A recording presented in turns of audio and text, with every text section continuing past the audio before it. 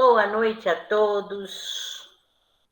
Mais uma vez estamos nós aqui reunidos, através da tecnologia que nos permite, nesses períodos difíceis, porque estamos passando, reunir as casas espíritas Francisco Cândido Xavier e Centro Espírita Antônio de Pádua para, em conjunto, apresentarmos mais uma vez um momento de reflexão, onde sempre, aos domingos, às 19h30, trazemos um palestrante com tema diferente. A cada domingo um palestrante, tema diferente. E na noite de hoje, nós temos o nosso querido Gustavo Silveira, que irá nos falar.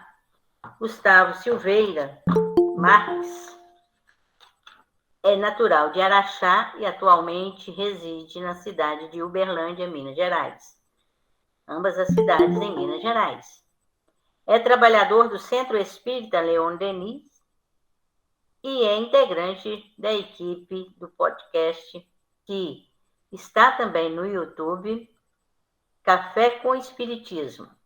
Ele também tem no site espiritismo.net vários programas intitulado Estudo da Filosofia Espírita, da Filosofia de Emmanuel, perdão. Gustavo, mais uma vez, recebo o nosso agradecimento, o nosso carinho, por disponibilizar a falar para nós, mais uma vez. O tema dessa noite é Levanta-te e anda. Então, para que a gente não perca tempo para mais essa reflexão, eu vou pedir ao Tiago que, por gentileza, faça a leitura inicial e a prece, e logo em seguida passo a palavra para você, tá bom, meu querido? Tiago, é com você, querido. Boa noite a todos que entraram agora. Obrigado, Tereza. Todos me escutam bem? Tranquilo. Mais uma vez, boa noite para quem eu não cumprimentei ainda. A leitura que iremos fazer foi tirada do livro Vinha de Luz, psicografia do nosso querido Chico, ditada pelo Emmanuel. E o título da leitura é Consciência. Guardando o mistério da fé numa consciência pura. É um texto que foi dito por Paulo, está em primeira carta de Paulo a Timóteo, capítulo 3, versículo 9. Curiosidade ou sofrimento oferecem portas à fé, mas não representam um vaso divino estabelecido à sua manutenção. Em todos os lugares observamos pessoas que, em seguida a grandes calamidades da sorte, correm pressurosas aos templos ou aos oráculos novos, manifestando esperança no remédio das palavras. O fenômeno, entretanto, muitas vezes é apenas verbal. O que lhes vibra no coração é o capricho insatisfeito ou ferido pelos azorragues de experiências cruéis. Claro que semelhante recurso pode constituir um caminho para a edificação da confiança, sem ser, contudo, a providência ideal. Paulo de Tarso, em suas recomendações a Timóteo, esclarece o problema com traço firme. É imprescindível guardar a fé e a crença em sentimentos puros. Sem isso, o homem oscilará na intranquilidade pela insegurança do mundo íntimo. A consciência obscura ou tisnada inclina-se, invariavelmente, para as retificações dolorosas em cujo serviço podem nascer novos débitos, quando a criatura se caracteriza pela vontade frágil e enfermiça. Os aprendizes do Evangelho devem recordar o conselho paulino, que se reveste de profunda importância para todas as escolas do cristianismo. O divino mistério da fé viva é problema de consciência cristalina. Trabalhemos, portanto, por apresentarmos ao Pai a retidão e a pureza dos pensamentos. Convido a todos neste momento a fecharmos os olhos, a mentalizarmos a figura do Divino Mestre. Ó Mestre amado, mais uma noite nos concede este abençoado momento em que podemos buscar, estreitar a conexão contigo, elevar os nossos pensamentos, nossos sentimentos. Sabemos que o teu evangelho é o elixir da vida. Sabemos que sempre encontraremos o alívio, a direção, a orientação, o reconforto nos teus sagrados ensinamentos. Renova, ó Senhor, em nós o desejo sincero da busca por esses ensinamentos. Renova em nós, ó Mestre querido, o desejo sincero e a consciência tranquila de que nos esforcemos o máximo para melhor nos dedicarmos a esses momentos que tanto nos fazem bem.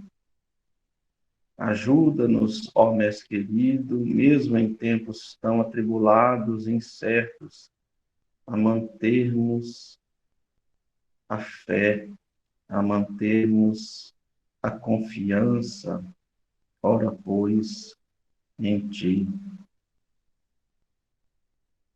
que sempre esteve conosco. E envolva nosso irmão querido Gustavo em Tua fala. Envolva nosso irmão querido em Tuas reflexões, para que ele nos ajude a compreender um pouco mais dos Teus ensinamentos, a despertar um pouco mais do Teu Evangelho em nós. Por isso, pedimos, sê agora conosco e sempre, que assim seja. Que assim seja. Pedimos a todos que, por favor, silenciem os seus microfones. E, Gustavo, é com você, querido. Obrigado, Tereza. Obrigado, Tiago, pela prece, pela leitura.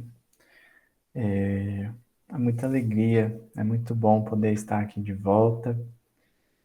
Eu agradeço a todos pelo carinho, pelo acolhimento, que a gente possa ter uma excelente noite de estudos, que a gente saia daqui com aquilo que a gente está buscando.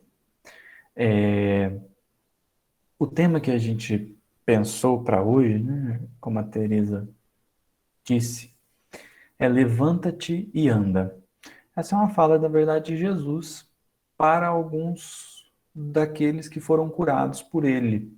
Ele, em algumas curas, ele pôde dizer isso. Levanta-te e anda. Talvez a mais marcante delas seja daquele paralítico em que eles abrem o telhado, né, e colocam a pessoa, porque a multidão em torno era tão densa que não tinha como passar, então eles vão pelo telhado da casa. E aí Jesus, na verdade, demonstra até que o levanta-te e anda é similar a uma outra fala. Porque antes de falar levanta-te e anda, Jesus diz assim para o paralítico, né? Ele fala assim, os teus pecados estão perdoados. E aí os judeus, os doutores da lei em torno, começam mentalmente a se questionar, né? Quem é esse para perdoar pecados, para dizer os seus pecados são perdoados? Só Deus pode perdoar pecados. E aí Jesus, conhecendo o pensamento deles, olha, eu queria assistir essa cena, assim, de verdade, eu queria, em algum momento, assim, se for possível, porque Jesus então olha para esses doutores da lei e fala assim, o que é mais fácil dizer? Os teus pecados estão perdoados ou levanta-te e anda? Puxa, levanta-te e anda é muito mais difícil, porque os pecados estão perdoados, você falou, não tem como atestar se foram ou não. Agora, o levanta-te e anda é na hora. Porque se não levantar e andar, deu errado, né?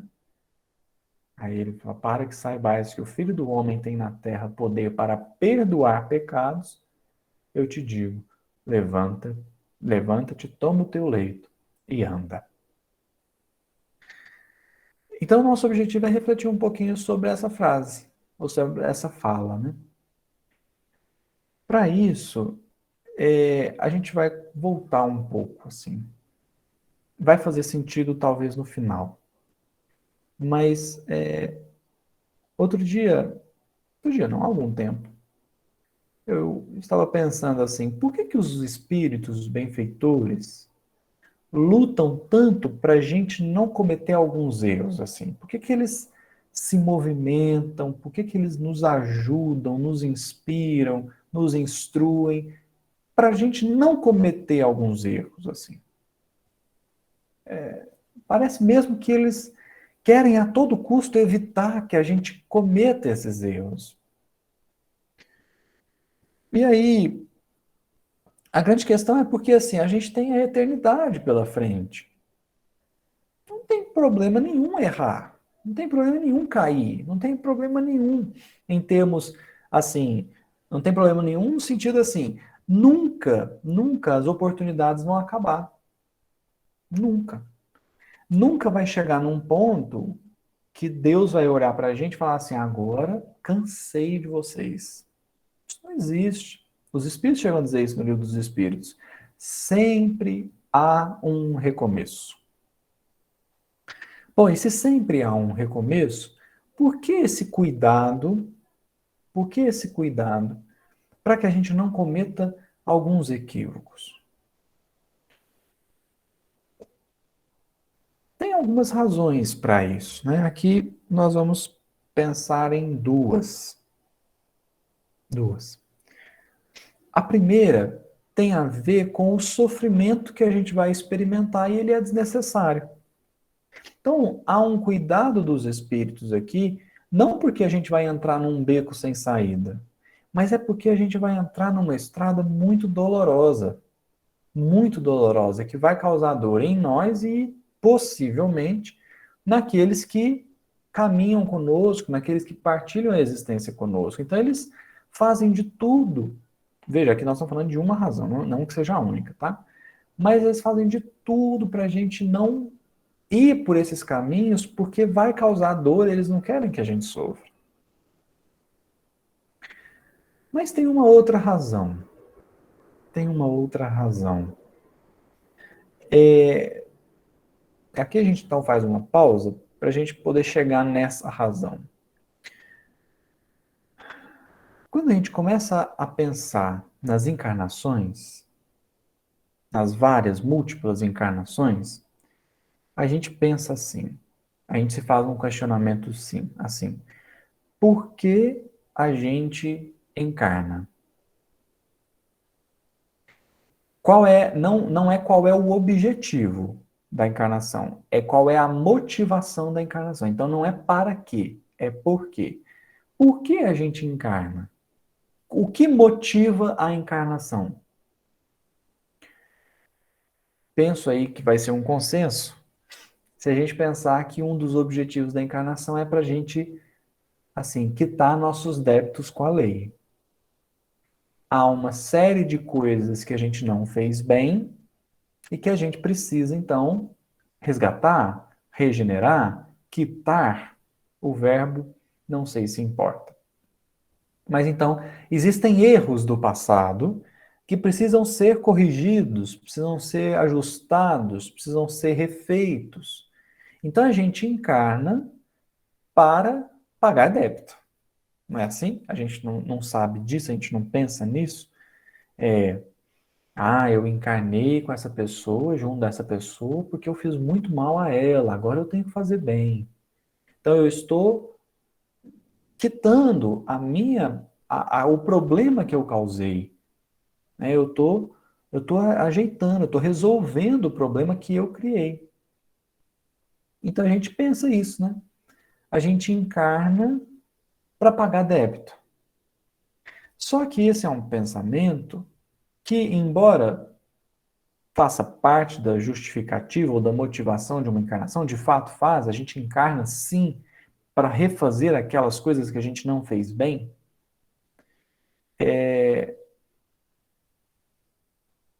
Será que teria outro motivo? Se a gente for pensar bem, precisa ter outro motivo. Porque o débito, entre aspas, né, o débito, sempre presume uma encarnação anterior. Certo? Assim, qual é o débito que você tem nessa encarnação? Algo que você fez errado nessa encarnação ou na antiga. E para o débito ser motivador da encarnação atual, ele tem que ter sido cometido na encarnação anterior, não tem como. Então, a existência do débito presume a existência de uma encarnação anterior. Certo? Então, sempre tem uma encarnação anterior, uma anterior, uma anterior, uma anterior. E a primeira? Se a gente pensar que o débito é a única motivação da encarnação, o que motivou a primeira? Porque na primeira não tinha antes, não tinha encarnação anterior. E se não tinha encarnação anterior, não tinha débito. E se não tinha débito, encarnou por quê? Encarnou por quê? É por isso que, naturalmente, a gente pensa e conclui que existe pelo menos um outro motivador para a encarnação. Pelo menos um outro. A existência do débito não é e nem pode ser a única motivação. Tem que existir outra ou outras. E aí a gente pensa assim: o espírito vai começar a encarnar. Há um objetivo para esse espírito existir. Deus não cria a esmo. Deus não está assim criando, criando, criando sem perspectiva. Tem um planejamento, tem um objetivo, tem uma parte da criação que nos toca. Seja em termos gerais do espírito, seja mesmo na encarnação, mas enfim, existe um objetivo para a criação. Deus não nos criou porque ele estava à toa. Deus não nos criou porque ele não tinha mais nada para fazer. Deus nos criou porque há uma meta, um objetivo, uma razão, uma motivação. Em suma, existe uma finalidade para a nossa criação. Então a gente pensa assim: você encarna para ter condições de alcançar o ponto que você precisa alcançar para cumprir esse objetivo da sua criação. Você encarna porque existe um caminho de aprendizado a ser percorrido. Existe um caminho a ser trilhado para que a gente possa cumprir o objetivo para o qual nós fomos criados.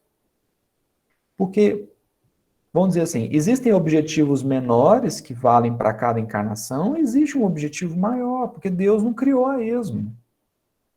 Não pode pensar, não, Deus te criou, vamos ver o que vai dar. Não. Há um propósito, tem que haver. Tem que haver, senão a gente começa a desconfiar da inteligência divina, né? Mas tem que haver um propósito. Bom, e se há um propósito e há um caminho para ser trilhado para cumprir esse propósito, esse caminho, de forma alguma, espera ou manda que você cometa equívocos. O caminho é reto, o caminho é retilíneo, existe uma proposta e é um propósito, né? E ele, para ser cumprido, a gente tem que aprender, tem que experimentar uma série de questões, uma série de coisas. Então tem que conviver, tem que aprender a amar, tem que deixar de ser egoísta, tem que fazer um punhado de coisa para cumprir esse propósito. Então, a grande questão é que a encarnação ela é motivada pelo menos por dois motivos. O primeiro pode ser sim o débito, o erro, o equívoco do passado, mas há de existir um segundo, que é o aprendizado que a gente precisa ter. Esse é pelo menos, né, esse é o motivo da primeira encarnação. Você encarna a primeira vez porque existe um caminho a ser trilhado e tem que começar a trilhar. Então encarna a primeira vez. Vem, experimenta, passa por experiências, aí volta, retorna e vai aprendendo. Vai aprendendo. Só que nesse caminho reto, às vezes acontecem uns desvios. Às vezes acontecem uns desvios. E é talvez por isso, ou pode ser também por isso, que os espíritos lamentam tanto quando a gente desvia do caminho. Porque é um caminho, é um atalho, é uma rota que a gente pega e que não nos leva a lugar nenhum.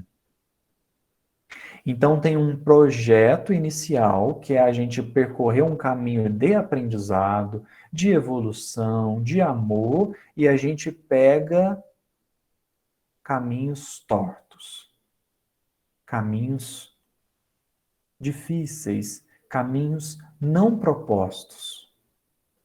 Então, assim, a pessoa tem um caminho para trilhar na vida dela, e aí ela pega e assassina uma outra. Enquanto ela está trilhando esse caminho que foi proposto para a vida dela, ela vai e assassina alguém. Ela tinha que fazer isso? Não. Não. Mas o que aconteceu quando ela fez isso? Ela desviou do caminho. Tinha uma vida para ser vivida. E ela cometeu um equívoco e ela foi e pegou um outro caminho. E aqui que está a grande questão. A gente cria necessidades novas que não tinham que ser criadas quando a gente sai dessa rota. Quando a gente sai do caminho proposto por Deus, a gente está criando necessidades novas. Por que necessidades novas?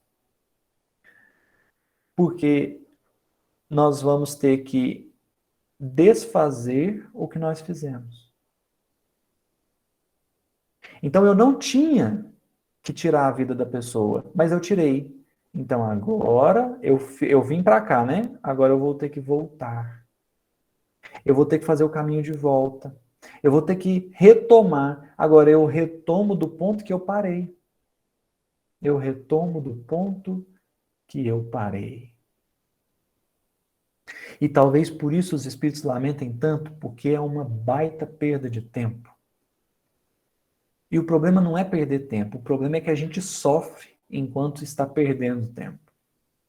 Por isso que Kardec vai ser muito claro no livro Céu e Inferno, no Código Penal da Vida Futura, onde ele diz assim: o arrependimento, conquanto seja o primeiro passo para a regeneração, não basta por si só. São precisas a expiação e a reparação. Porque eu tomei um caminho errado. Eu tomei um caminho que não estava no projeto inicial. Agora eu vou precisar expiar. O que é expiar? Veja, por que eu saí do caminho certo?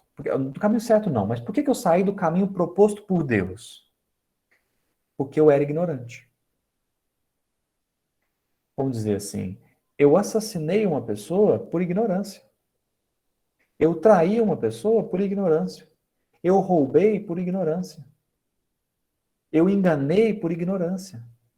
A gente só sai do caminho proposto por Deus porque a gente ignora aquilo que deveríamos fazer. Porque olha só, a pessoa para assassinar uma outra, ela tem que, no mínimo, ser incapaz de se pôr no lugar do outro. Um ignorante. Ele não tem a capacidade de se pôr no lugar do outro, então ele mata. Porque se ele conseguisse verdadeiramente se colocar no lugar do outro, no mínimo ele pensaria assim: e se fosse eu sendo assassinado? Se eu não ia gostar de forma nenhuma, então eu não vou fazer. Porque a capacidade de se pôr no lugar do outro permite que a gente experimente um pouco do que o outro sente.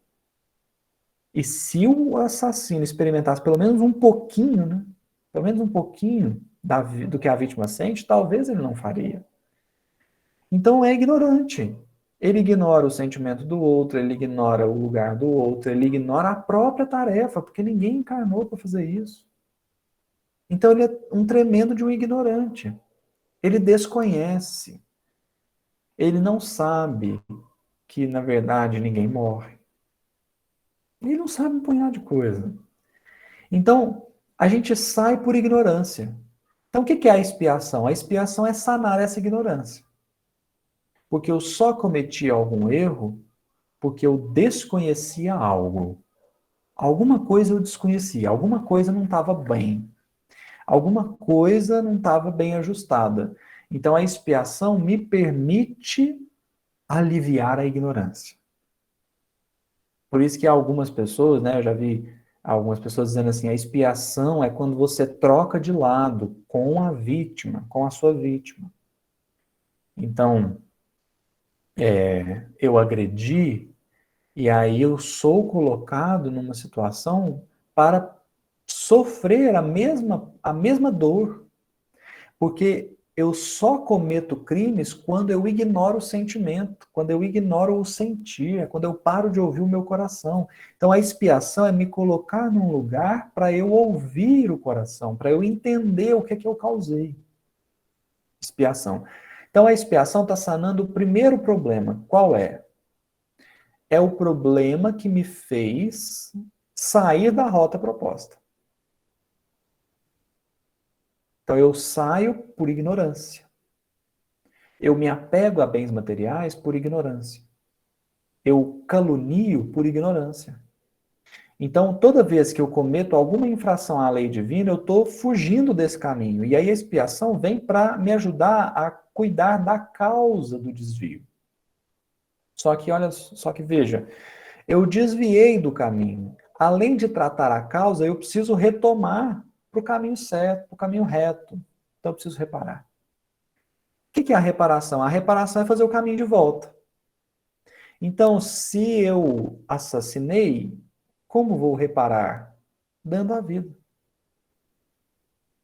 Vem com meu filho. Eu tirei a vida, agora eu sou convidado a dar a vida. Se eu traí, sou convidado a dar uma nova oportunidade àquela pessoa. Sou convidado a reerguer aquela pessoa. De forma que o arrependimento, a expiação e a reparação são os três fatores que me permitem cuidar da causa do desvio e retomar o caminho. Que eu nunca deveria ter perdido. Isso é que é importante. Eu nunca deveria ter saído. O que aconteceu nessa saída?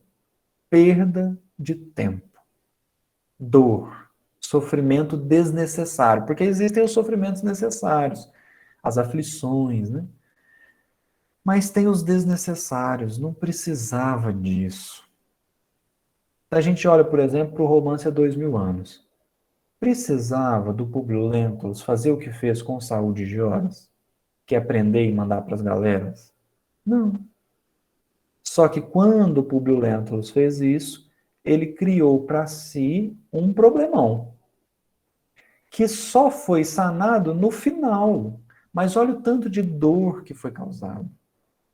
O tanto de lágrima que foi derramada por um caminho que não precisava ter seguido. Era só ele ter atendido o pedido de André. Quando o André de Horas vai até ele e pede, né? Falou, Públio, liberta o meu filho. Ele sentiu naquela hora, o Emmanuel diz, né? Ele sentiu o impulso de libertar Saul, mas disse não, porque era a autoridade dele, era a palavra dele, enfim. Sei lá por quê. Então a gente nota que a gente desvia e demora a voltar. E aí a gente vai criando necessidades desnecessárias. Necessidades que não estavam no projeto inicial. E aí os espíritos lamentam. Por quê? Porque vai levar um grande tempo para que a gente retome. E dependendo do caminho que a gente tomar, dependendo do desvio que a gente fizer, a reparação é difícil. Porque existem os desvios que eu tenho com relação aos outros. É quando eu interfiro na vida dos outros, é quando eu faço mal para os outros, é quando eu tiro dos outros. Mas tem os meus próprios. Tem os desvios que são de mim para comigo. E talvez esses sejam os mais graves. Quando eu me afundo na culpa, quando eu me afundo no desespero, quando eu enfraqueço a minha fé. Será que dá para imaginar o trabalho que dá para reconstruir fé? Uma pessoa que passa, um espírito que passa encarnações e mais encarnações, destruindo a fé em si mesmo. Já pensou o trabalhão que vai dar para reparar isso? Então a gente percebe aqui uma questão muito importante. Quando a gente desvia, a gente tem que expiar e reparar. Claro, o primeiro passo é arrepender, porque o primeiro passo é notar que desviou, né? O primeiro passo é notar que desviou. Depois tem que ver por que desviou. Qual foi a causa do desvio? E depois você tomar o caminho. Arrependimento, expiação, reparação. Isso custa. Alto às vezes. Então, no nosso psiquismo, tem um punhado de coisa cristalizada. Tem um punhado de opinião cristalizada. Um punhado de preconceito. Um punhado de princípio torto.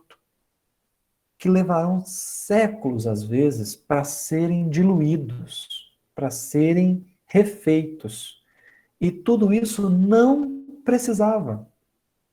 Não precisava.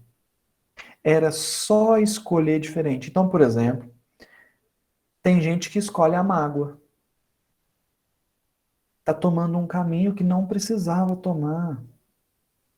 Não precisava. É claro que ninguém está dizendo aqui que você tem que perdoar instantaneamente. A questão é que, embora exista ocasiões que te permitam trabalhar a reconciliação, tem pessoas que escolhem a mágoa. Então a pessoa diz assim, o lugar que o fulano está, eu não vou. Você fala, por que não? Não precisa ir lá falar com o fulano. Mas será que não dá para trabalhar na intimidade, pelo menos suportar a presença, para dali a um tempo começar um diálogo, para depois experimentar uma reaproximação, para então concluir a reconciliação?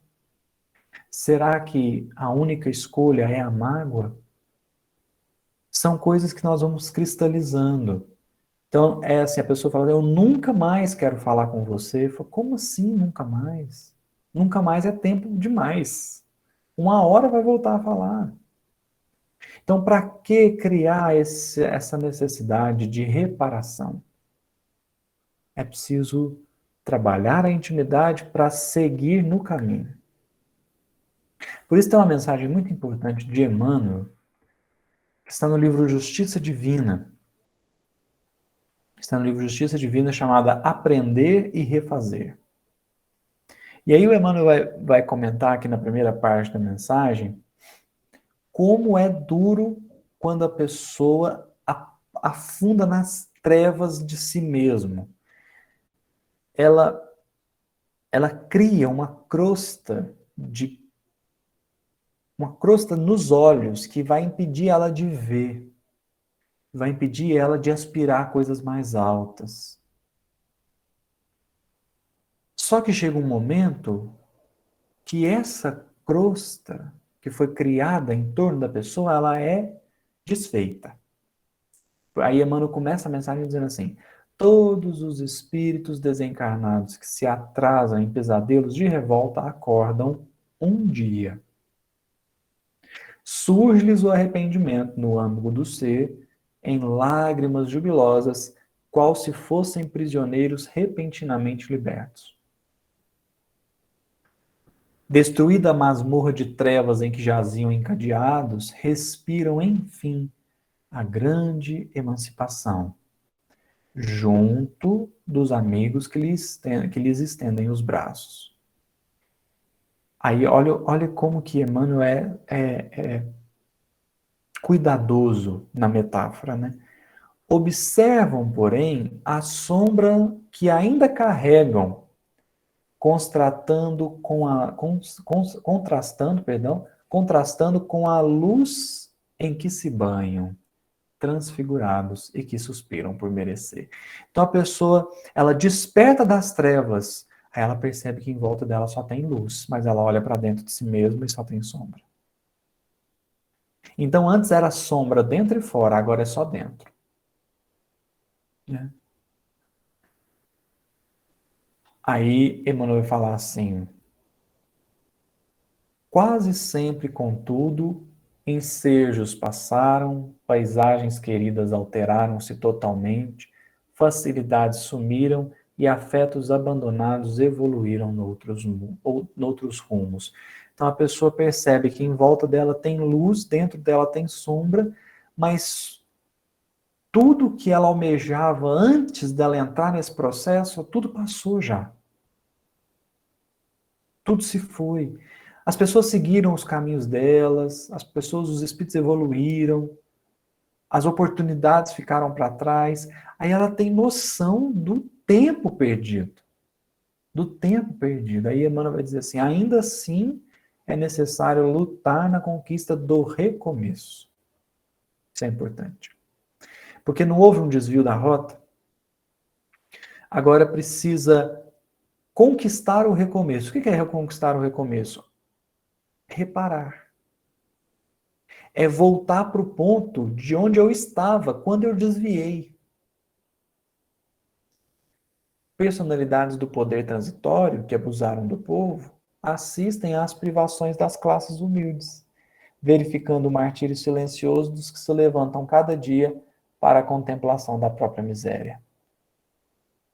Avarentos que rolaram no ouro regressam às paredes amoedadas dos descendentes, acompanhando os mendigos que lhes recorrem à caridade, anotando quanto dói suplicar migalha a corações petrificados no orgulho.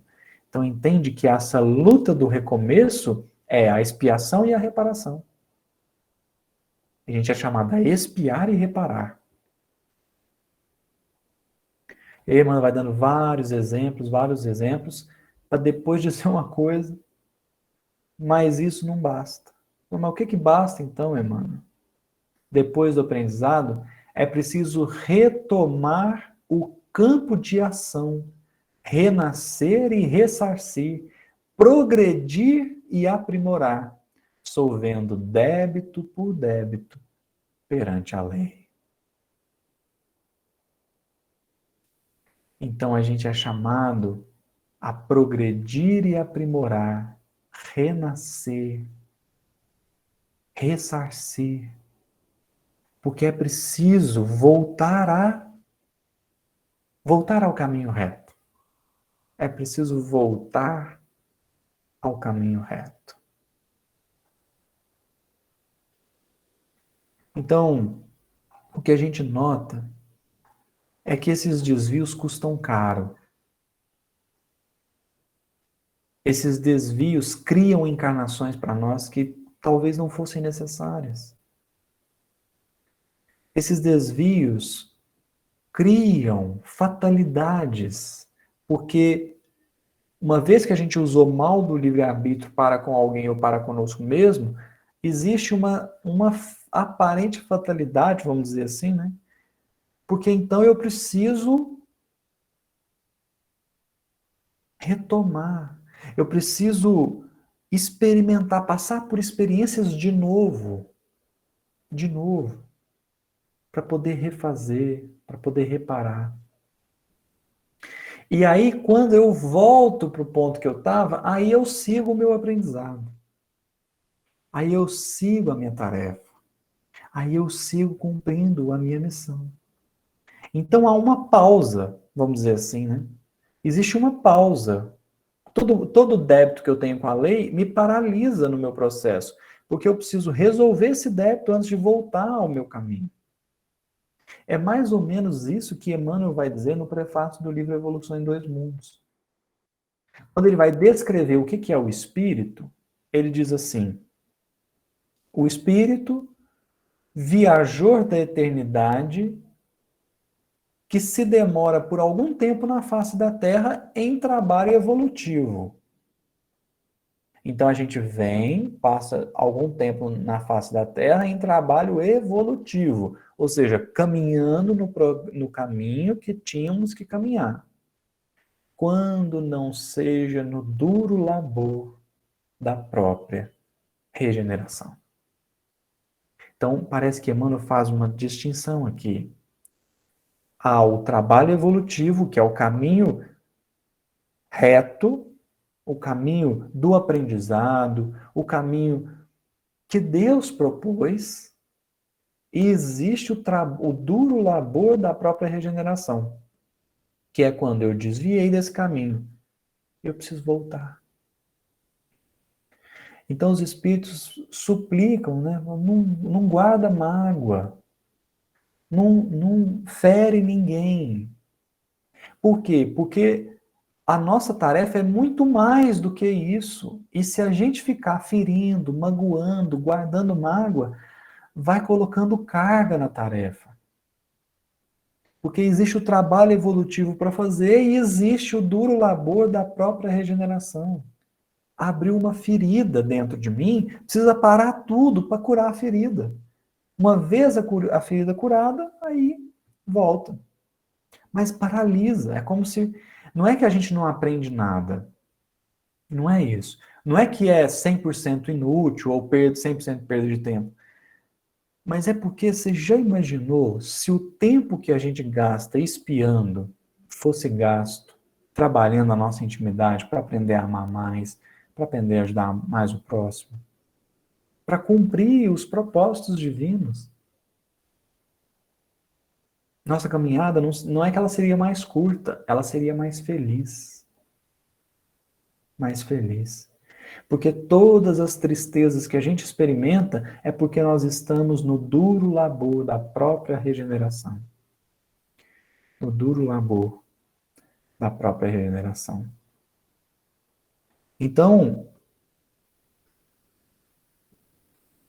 as nossas encarnações poderiam ser motivadas apenas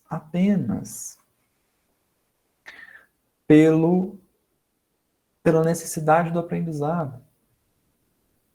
Mas a gente cria a segunda, porque essa é a necessidade original.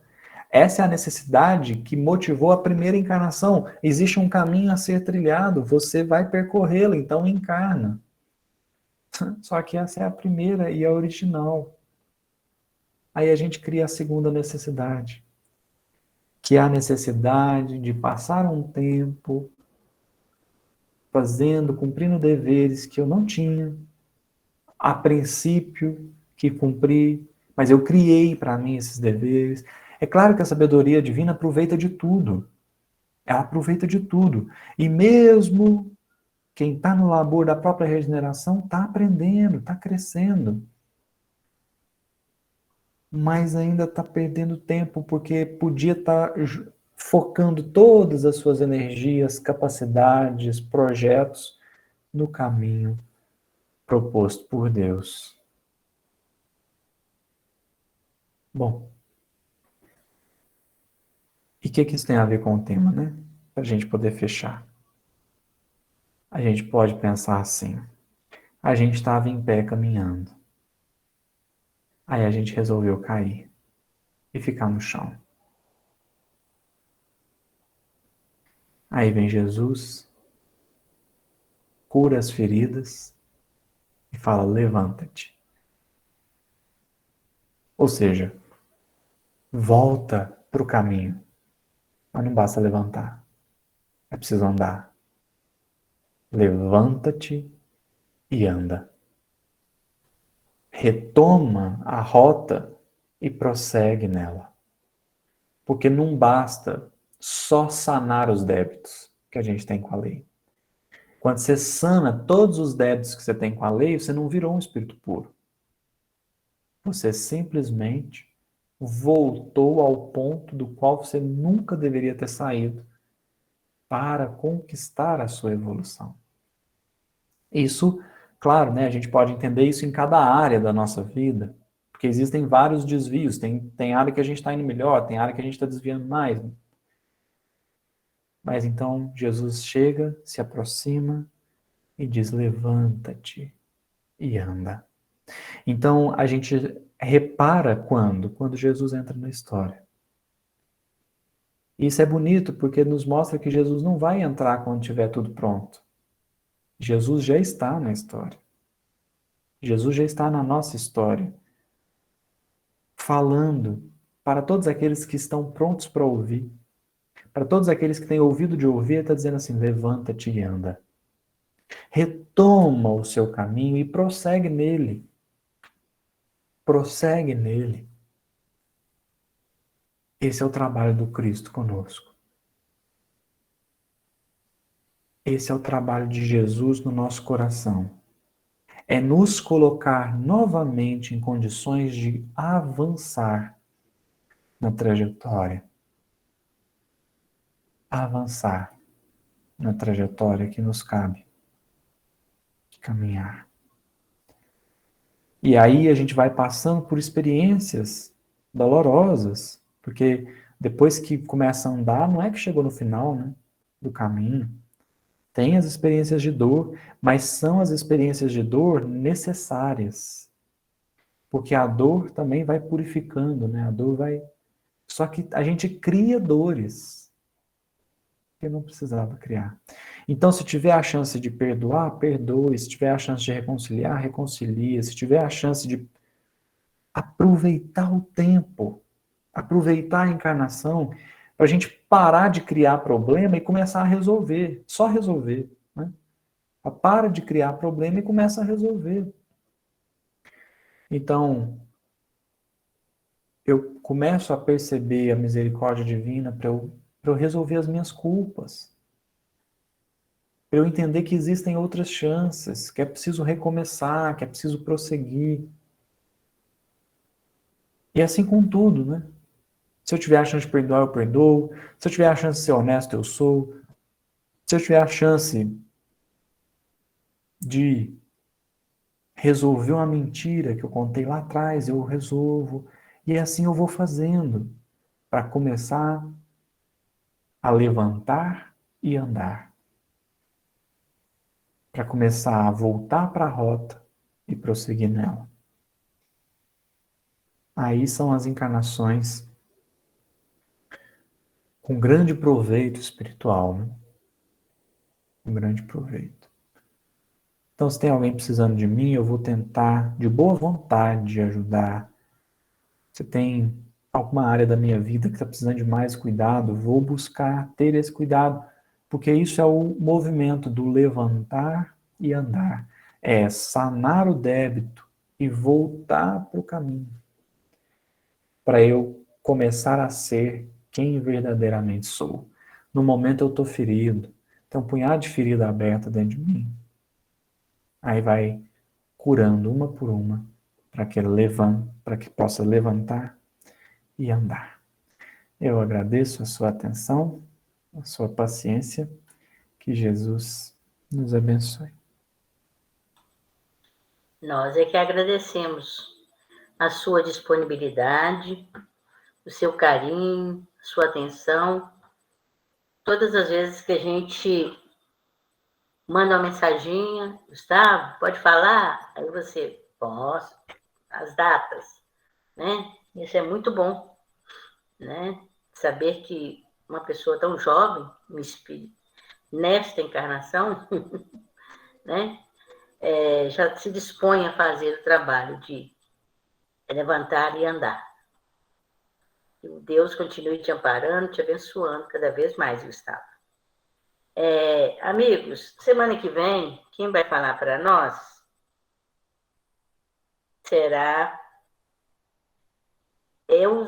Elza Miciano. O tema que ela vai falar é Jesus acalma a tempestade. Então, convidamos a todos para estar junto conosco. E no início de abril, se tudo correr bem, teremos a nossa Jornada Espírita do Norte. Tá bom? Eu vou divulgando, mandando as divulgações para vocês. Agradecemos a todos que aqui estão presentes. Desejamos a todos uma excelente semana. Muita saúde, muita paz para todos. E, Gustavo, para encerrar, né, explorar um pouquinho mais, um tiquinho mais, como diz mineiro, que somos, faça a prece de encerramento, por favor. Com certeza, com certeza. Obrigado pelo carinho, pela confiança. Vamos lá.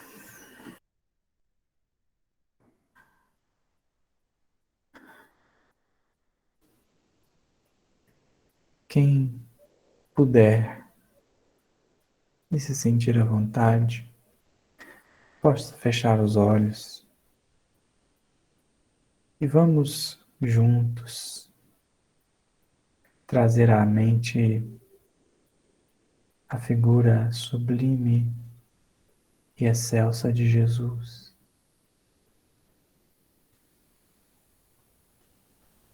Fixemo-nos, sobretudo, nos olhos, os mais amorosos, serenos, os que mais transmitem paz, os olhos que acolhem, ao mesmo tempo que ensinam, os olhos que libertam, ao mesmo tempo que orientam. Fixemo-nos nesse Jesus, nesse nosso irmão mais velho,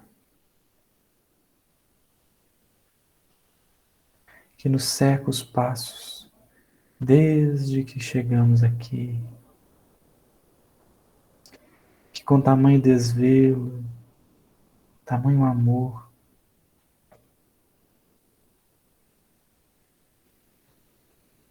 nos sustenta. Fixemos nesse Jesus para que possamos orar. Senhor Jesus, nós te agradecemos, porque muito nos ama, porque investe em nós quando ninguém mais investe, porque acredita em nós quando ninguém mais acredita, que sabe vasculhar a nossa alma e recolher pérolas onde todo mundo só vê lama.